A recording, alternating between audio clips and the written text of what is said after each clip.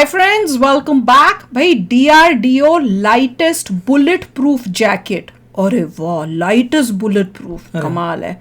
India tested rock ROC के missile S-400 by 2025। तो चलो वीडियो शुरू करते हैं। वीडियो शुरू करने से पहले अगर आप चैनल पर नए हो और आपने अभी तक सब्सक्राइब नहीं किया तो जल्दी से पहले सब्सक्राइब के बटन और बेल आइकन को क्लिक कर लो ताकि आपको हमारे सारे न्यू वीडियोस के नोटिफिकेशन मिल जाएं जैसे हम अपलोड करें। अगर आपको वीडियो पसंद आता है प्लीज लाइक एंड शेयर। चलिए शुरू करते हैं। जय हिंद डिफेंस लवर्स। आज की टॉप हेडलाइंस कुछ इस प्रकार है। जम्मू कश्मीर के राजौरी में लॉन्च किया गया एक मेजर ऑपरेशन, इंडियन एयरफोर्स का हेरन ड्रोन हुआ क्रैश। जानिए क्या है खास इंडियन एयरफोर्स की लेटेस्ट रॉक मिसाइल में। तलवार क्लास फ्रिगेट्स के साथ S-400 की बची हुई 2 रेजिमेंट्स भी जल्द ही भारत को होगी डिलीवर। और डीआरडीओ ने विकसित करी भारत की सबसे लाइटेस्ट लेकिन सबसे एडवांस बुलेट प्रूफ जैकेट। अरे वाह, सबसे लाइटेस्ट बस सबसे एडवांस्ड बुलेट प्रूफ जैकेट। चलो इसको पता करना मुझे। जम्मू कश्मीर के बांदीपुरा में कुछ आतंकियों के मौजूद होने के इनपुट्स मिले थे और फिर इन्हीं स्पेसिफिक इंटेलिजेंस इनपुट्स के आधार पर इंडियन आर्मी और जम्मू कश्मीर पुलिस ने एक जॉइंट ऑपरेशन लॉन्च किया। इस ऑपरेशन के दौरान पूरे एरिया की घेराबंदी करके सर्च ऑपरेशन चलाया गया था और इसी के तहत कल 24 अप्रैल की सुबह भारत की सिक्योरिटी फोर्सेस का आतंकियों के साथ कॉन्टैक्ट स्टैब्लिश हुआ, जिसके परिणाम स्वरूप एक फायर फाइट देखने को मिली। और अभी जिस समय हम वीडियो रिकॉर्ड कर रहे हैं तब तक आई रिपोर्ट्स के मुताबिक इस गन फाइट में हमारे 2 सोल्जर्स घायल हुए हैं और फिलहाल अभी ये ऑपरेशन अभी भी जारी है। और पिछले 2 सप्ताह के अंदर कश्मीर घाटी में इस तरह का दूसरा एनकाउंटर है, जो कि कहीं ना कहीं इस बात को दर्शाता है कि जो भारत के एडवर्सरीज हैं वो भारत के आम चुनाव में हर तरह से बाधा डालने के लिए पूरे प्रयास में लगे हुए हैं। हालांकि वो बात अलग है कि भारत की फोर्सेस इनके हर इस तरह के नापाक इरादों को नाकाम कर देगी। बाकी बांदीपुरा में जो ऑपरेशन चल रहा है उस पर जो भी अपडेट्स रहेंगे हमारे डिफेंस अपडेट्स से आपको उसकी जानकारी मिल जाएगी। और क्विक अपडेट्स के लिए टेलीग्राम चैनल से जुड़ना ना भूलें।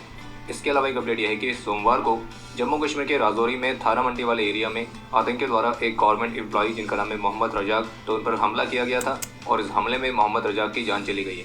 और रिपोर्ट्स के मुताबिक मोहम्मद रजाक का भाई टेरिटोरियल आर्मी में अपनी सेवा दे रहे हैं। और इस हमले की इन्वेस्टिगेशन में ये बात सामने आई है कि जम्मू कश्मीर के इस गवर्नमेंट एम्प्लॉय की किलिंग में सुअरों के संगठन लश्कर से जुड़ा हुआ एक फॉरेन टेररिस्ट जिसका कोड नेम है अबू हमजा, तो वो शामिल है।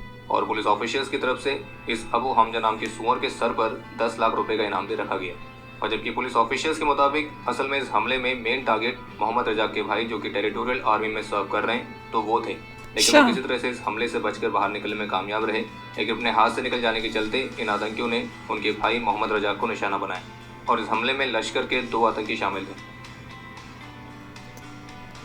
आज 25 अप्रैल को जैसलमेर के पास एक रूटीन ट्रेनिंग सॉर्टी के दौरान इंडियन एयरफोर्स का एक रिमोटली पायलटेड एयरक्राफ्ट दुर्घटनाग्रस्त हुआ है।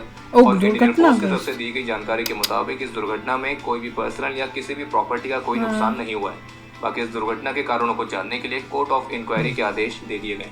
हालांकि ऑफिशियली तो कंफर्म नहीं किया गया कि जो यूएवी क्रैश हुआ है वो कौन सा था, लेकिन न्यूज़ 18 की रिपोर्ट के मुताबिक इसमें सोर्सेज के हवाले से कंफर्म किया गया कि इंडियन एयरफोर्स का इजरायली मेड हेरन ड्रोन था, जो कि एक मीडियम एल्टीट्यूड का लॉन्ग एंड्योरेंस यूएवी है।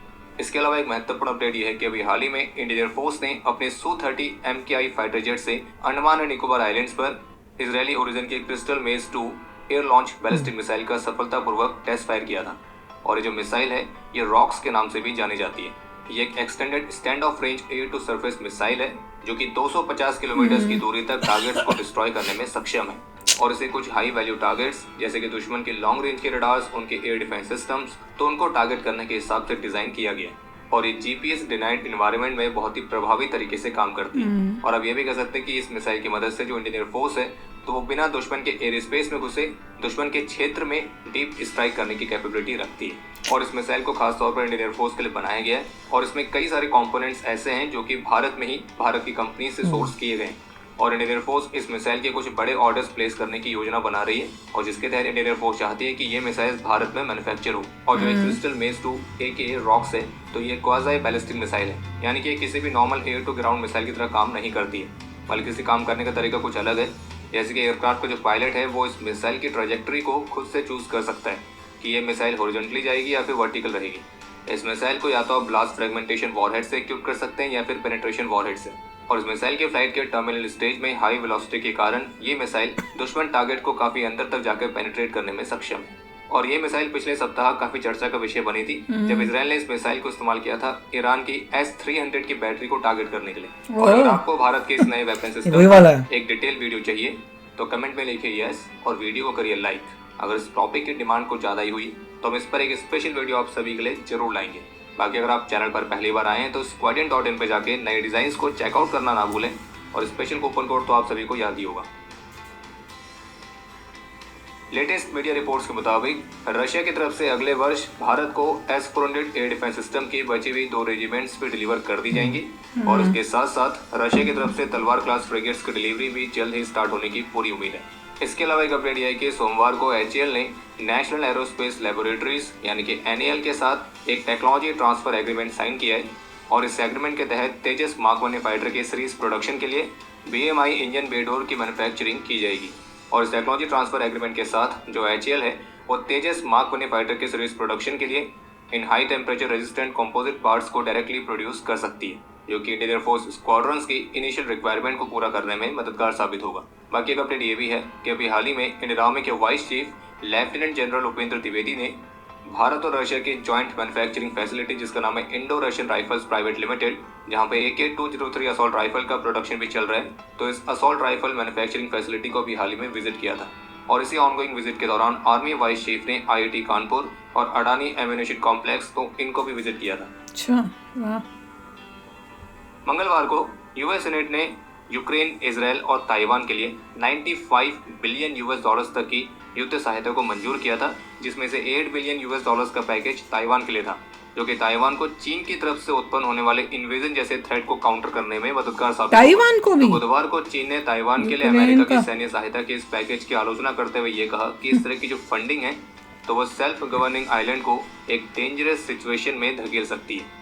ताकि आपको बता दें कि अमेरिका की तरफ से जो ताइवान के लिए पैकेज ऑफर किया गया है उसमें कई अलग अलग रेंज के पार्ट्स और सर्विसेज शामिल हैं, जबकि ताइवान ने अमेरिका के साथ ऑलरेडी अलग से लेटेस्ट जनरेशन के F-16V fighter jets, M1 Abrams main battle tanks, HIMARS rocket systems तो इनकी खरीद के लिए कॉन्ट्रैक्ट साइन कर रखा है। वैसे आपको बताना चाहेंगे कि पहले रशिया यूक्रेन कॉन्फ्लिक्ट, फिर इसराइल हमास कॉन्फ्लिक्ट और फिर इसराइल ईरान कॉन्फ्लिक्ट, तो इन हाल ही के कॉन्फ्लिक्ट्स के दौरान जो चाइना के वेपन्स हैं तो वे अब जाकर एक रियल कॉम्बैट सिचुएशन को फेस कर रहे हैं। और इस रियल कॉम्बैट सिचुएशन में चाइना के मिलिट्री वेपन्स अब एक्चुअल में कैसा परफॉर्म कर रहे हैं तो इस पर चाइना के कहां से आए? डिफेंस एक्सपी नेटवर्क यूएस से क्या बोल रहे होंगे, जो कि आपको जरूर देखनी चाहिए, जिससे आपको चाइना ने दे रखे हैं एक्सपोर्ट किया एक्चुअल कैपेबिलिटी के बारे में पता लगेगा कि चाइना जो अपने वेपन सिस्टम्स को लेकर क्लेम करता है तो चाइना के कहां से आ गए वेपन्स करते भी हैं या वो हमेशा की तरह किसने लिए हैं आते हैं, जो कि अक्सर चाइनीज सिस्टम्स को लेकर कहा जाता है कि ये तो चाइनीज है। ये मेरे को समझ नहीं आई। ऑफिशियल्स के मुताबिक कानपुर बेस्ड DRDO की DMSRD लेबोरेटरी ने सफलतापूर्वक भारत के सबसे लाइटेस्ट बुलेट प्रूफ जैकेट को विकसित किया है, जो कि लेवल 6 जैसे हाईएस्ट थ्रेट के खिलाफ सुरक्षा प्रदान करने में सक्षम है और ये 7.62 × 54 R API एम्यूनिशन के खिलाफ भी सुरक्षा प्रदान कर सकती है। इस बुलेट प्रूफ जैकेट को चंडीगढ़ में स्थित टर्मिनल बैलिस्टिक रिसर्च लेबोरेटरी यानी कि TBRL में सफलतापूर्वक टेस्ट किया गया है और ये जैकेट नई डिजाइन अप्रोच पर आधारित है और जिसमें कुछ नई प्रोसेसेस के साथ कुछ खास तरह के मटेरियल्स का भी इस्तेमाल किया गया है। इस जैकेट के जो आगे का हिस्सा है उसमें आपको हार्ड आर्मर पैनल देखने को मिलेगा, जो कि 7.62 × 54 R API के स्नाइपर राउंड्स के 6 शॉट्स को झेल सकता है और इस पैनल के साथ इस पूरी जैकेट को इस तरह से डिजाइन किया गया है ताकि ऑपरेशंस के दौरान काफी आरामदायक तरह के सोल्जर्स इस जैकेट को पहन सकें और लंबे समय तक पहने रह सकें। बाकी एक और अपडेट है कि अभी हाल ही में Indian navy chief admiral R Hari Kumar की मौजूदगी में नई दिल्ली की नौसेना भवन में इंडियन नेवी की 1971 ऑपरेशन ट्राइडेंट पर आधारित एक नई मूवी का टाइटल लॉन्च किया गया था और इस ऑपरेशन ट्राइडेंट नाम की मूवी के जो प्रोड्यूसर्स हैं वो है एक्सेल एंटरटेनमेंट और सनशाइन DG मीडिया। और अगर इंडियन नेवी चीफ की मौजूदगी में इस मूवी का टाइटल अनाउंस किया गया है तो हम पूरी उम्मीद कर रहे हैं कि इस मूवी में जो फैक्ट्स हैं उनको बिल्कुल करेक्टली दिखाने के लिए इंडियन नेवी ऑफिशियल्स के इनपुट्स शामिल रहने वाले हैं, तो इसलिए निश्चित रूप से ये मूवी काफी ज्यादा कमाल की होने वाली है और वो भी रियल फैक्ट्स के आधार पर। ऐसा आपको बताना चाहेंगे कि ऑपरेशन ट्राइडेंट पर हमने भी एक एनिमेशन वीडियो पहले पब्लिश करी थी, अगर आपने वीडियो नहीं देखी तो इंडियन नेवी बॉम्ब्ड कराची और कमेंट पर अपना फीडबैक शेयर जरूर कीजिए। कमाल की सारी इम्पोर्टेंट न्यूज़ थी। जैकेट का मुझे सबसे ज़्यादा शौक था पता करने का भैया, और ये भी पता लगा कि जो मिसाइल इसराइल ने यूज़ की थी S-300 को चकमा देने के लिए ईरान में, वही मिसाइल हमारे पास भी है और वही हमने भी अब ट्राई आउट किया दोबारा। वही कमाल की बात है वो नहीं कि मुझे पता इजराइल था। जो है इतना शेयर करा इन्फॉर्मेशन, वही मिसल जो खुद उसने दिखाई लाइव डेमो करके कि देखो कैसे मैंने S-300 को उड़ा दिया, ईरान को इतना ज़बरदस्त मैसेज दिया, वो मिसल इंडिया के पास भी है, मतलब इजराइल ने इंडिया को भी दे रखी है। This amazing. पर मुझे वो समझ नहीं आई न्यूज जिसमें ये कह रहे थे चाइना के वेपन्स जो है वो टेस्ट होंगे, वो मुझे समझ नहीं आया कि क्या चाइना ईरान को दे रहा है, हमास को दे रहा है कि रशिया को दे रहा है, कहाँ पे वो अपने वेपन्स या चीजें दे रहा है। चाइना के वेपन्स यूज होने वाले हैं सभी, तो उससे पता चलेगा कि चाइना के वेपन्स वाकई कितने अच्छे हैं कि नहीं है। तो वो आप जरा एक्सप्लेन कर देना अगर आपको ये न्यूज का कुछ ज्यादा पता हो कि चाइना किसको दे रहा है, कहाँ सप्लाई की हुई है।